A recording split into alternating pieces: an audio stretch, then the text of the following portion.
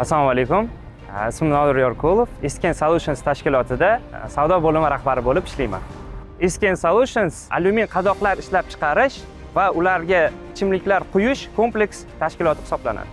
Korxonaning yillik ishlab chiqarish quvvati 600 million banka bo'lib, kelayotgan 2027-yilning fevral oyida bu ko'rsatkichni 1 milliardga oshirish rejalashtirilgan. Bugungi kunda mahalliylashtirish, ya'ni importni o'rnini bosish ko'rsatkichi 75% ni tashkil etadi.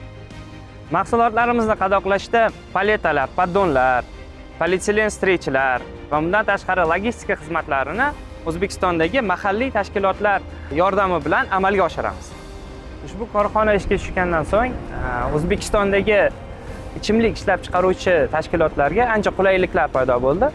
Shu jumladan ishlab chiqarish rejalashtirilishi, ya'ni kungacha Xitoydan, Qozog'iston, Rossiyadan import qilinganda 1 haftadan 3 haftagacha vaqt talab etilgan.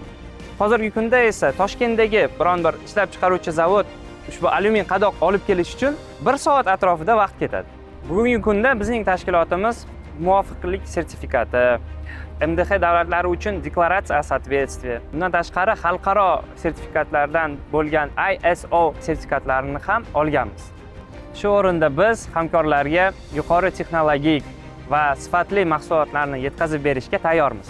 Shu fursatdan foydalanib, Isken Solutions jamoasi nomidan barcha O'zbekiston aholisini mustaqilligimizning 35 yilligi bilan tabriklaymiz.